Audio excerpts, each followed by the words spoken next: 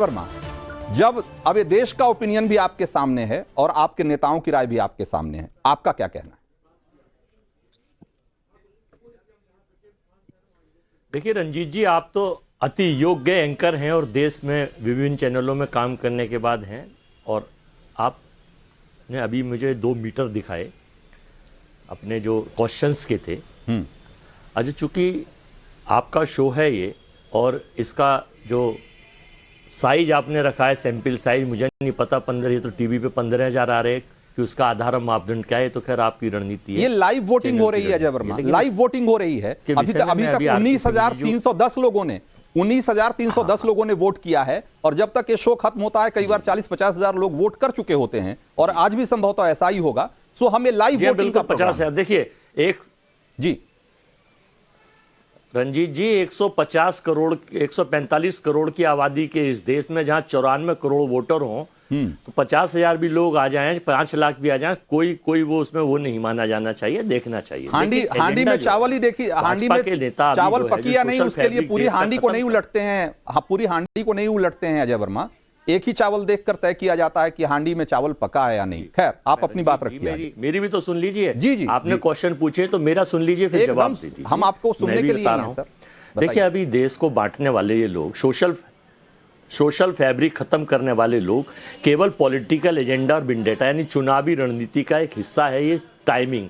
मेरे 3 क्वेश्चन है, आप पूछे इनसे और देश के लोग सुन रहे होंगे कि एक तो जब कोई भी चुनाव आते हैं तो ये टाइमिंग पर उस चुनाव को बेनिफिट लेने के लिए, मुद्दों से भटकाने के लिए, मेन मुद्दों से लोगों को डिरेल करने के लिए, जैसे वो इलेक्टोरल बॉन्ड पे सुप्रीम कोर्ट ने फटकार लगा दी देश की सरकार और उसको मुखिया SBI उनको, तो उसको लोगों से डाइवर्ट करने के लिए 160 अरब रुपए का घोटाले का मामला, वो चंदे को पता चल जाएगा, चुनाव प्रभावित हो जाएंगे, तो उस तरफ ध्यान भटकाने के लिए टाइमिंग और डेट रही गई। 2019 में आपको याद हो, 11 दिसंबर 2019 में इसको राष्ट्रपति ने मंजूरी दी थी, और पास जाके इन्होंने 2024 में किया। 1 नंबर, इतना लंबा समय, चूंकि चुनाव 24 में इन्हें पता है कि इंडिया गठबंधन से ये घबराए हुए हैं। नहीं, आप ये बताइए ना, देखिए लोगों के नहीं, वो तो ठीक है, कांग्रेस जो बीजेपी से जो सवाल है वो बीजेपी के नेता से हमने पूछ लिया। अजय वर्मा, जो आपसे सवाल है मुझे लगता है कि आपको उसका जवाब देना चाहिए कि आप ये क्यों कह रहे हैं कि अगर आपकी सरकार बनेगी तो आप CAA कानून को निरस्त कर देंगे, रद्द कर देंगे, क्यों कह रहे हैं आप? मुझे इसका जवाब दीजिए ना। मैं वही बताने जा रहा हूं। आप अभी कह रहे थे, मैं एक सरकार की एक रिपोर्ट पढ़ रहा था, 31 दिसंबर 2021 तक 1414 मुस्लिमों को आपने, केवल 1414 मुस्लिमों को आपने CAA में पंजीकृत किया है। और अगर टोटल बेनिफिट अगर आप देखा जाए तो अब केवल 31,000 यानी टोटल 31,000 लोगों को इसका बेनिफिट नागरिकता का मिलेगा, जिसमें 25,000 कुछ हिंदू हैं। दूसरा क्वेश्चन मेरा ये था कि अगर इस तरह से हिंदुस्तान में 31 लाख या 1-2 करोड़ लोगों को बेनिफिट मिलता तो इसकी सार्थकता और उपयोगिता समझ में आती। तीसरा क्वेश्चन मेरा यही तो सवाल आपसे भी है, यही सवाल, इसी सवाल को आपसे क्यों नहीं पूछा जाए, इसी सवाल को आपसे क्यों नहीं पूछा जाए अजय वर्मा कि अगर 31,000 लोगों को ही नागरिकता मिल रही है तो आपको इतनी आपत्ति क्यों है साहब भाई? और ये वो लोग हैं, जबकि आप जानते हैं, आप भी ये जानते हैं कि ये वो लोग हैं जिनको कि उनके धर्म के नाम पर, उनके धर्म की वजह से, चाहे तो अफगानिस्तान, पाकिस्तान या बांग्लादेश, उन्हें प्रताड़ना झेलनी पड़ी है। उन्हें क्या क्या झेलना पड़ा है ये खबरें हम रोज दिखाते रहते हैं, पूरी दुनिया इससे वाकिफ है। अमेरिका की रिलीजियस फ्रीडम रिपोर्ट कहती है कि दुनिया में अगर धर्म के नाम पर सबसे ज्यादा प्रताड़ना कहीं होती है तो है पाकिस्तान में।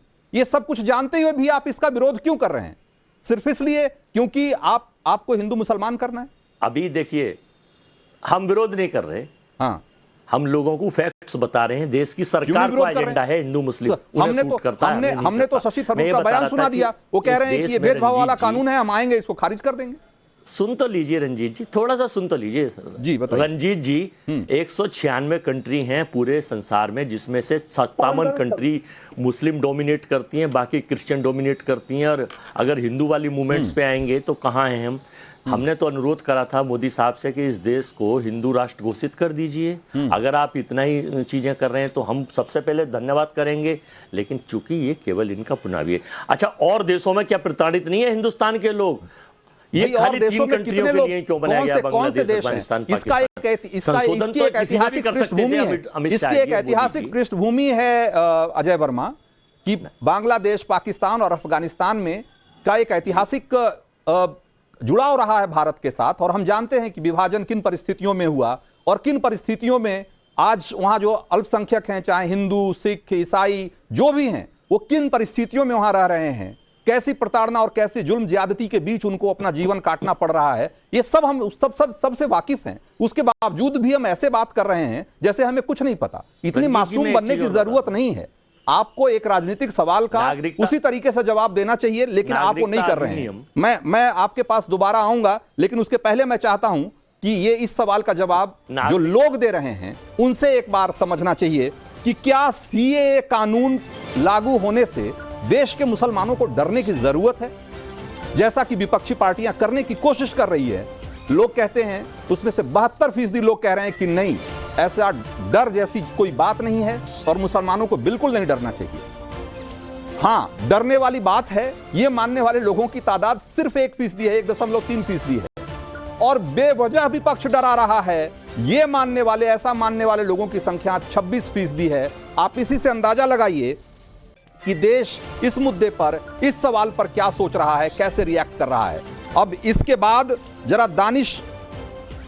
दानिश कुरैशी शायद अभी हमारे साथ नहीं है, तो एक बार फिर से मैं मानव जायसवाल का रुख करूंगा। और मानव जायसवाल, सवाल वही है कि ममता दीदी ये जान लेने देने की बात क्यों कर रही हैं?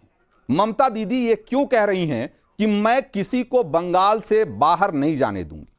क्यों कह रही हैं कि मैं यहां किसी आदमी की नागरिकता छीनने नहीं दूंगी, चाहे उसके लिए मुझे जो करना पड़े? भाई, सवाल यह है कि क्या ये बांग्लादेश से आए घुसपैठियों को मैसेज दिया जा रहा है? क्या वैसे लोग जो बड़ी संख्या में बंगाल में अवैध तरीके से रह रहे हैं, बांग्लादेश से आए लोग, म्यांमार से आए लोग, क्या उनको मैसेज दे रही हैं? सुनिए मजहब, सुनिए हाँ, सुनिए, सबसे बड़ी बात है जो हमारा आर्टिकल 6 है, मजहब को सिटीजनशिप से लाना, यही अपने आप में गुनाह है, यही पाप है। आप एक तरफ वसुधैव कुटुंबकम की बात करते हैं, सनातन होने का गुहार लगाते हैं, और दूसरी तरफ आप धर्म में बांट रहे हैं हमारे तो फिर विश्व के लोगों को। लेकिन मानव जायसवाल, धर्म के आधार पर दुनिया भर में उत्पीड़न का एक बहुत बड़ा आधार है, वो है धर्म। और अगर आप सिर्फ प्रताड़ना देखेंगे तो दुनिया के सारे देशों से आपको फिर लोगों को लेना चाहिए। फिर पाकिस्तान, अफगानिस्तान और बांग्लादेश की बात क्यों करेंगे?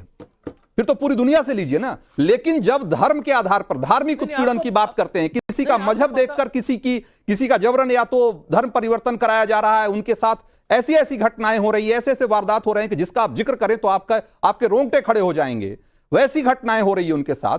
क्या उनके साथ खड़े होने के लिए आपको ये मतलब अगर कोई देश, मुल्क खड़ा होना चाहता है तो क्या अपराध है? उसको आप इस देश में इस तरीके से भुना रहे हैं कि जैसे इस देश के मुसलमानों की नागरिकता छीनी जा रही है।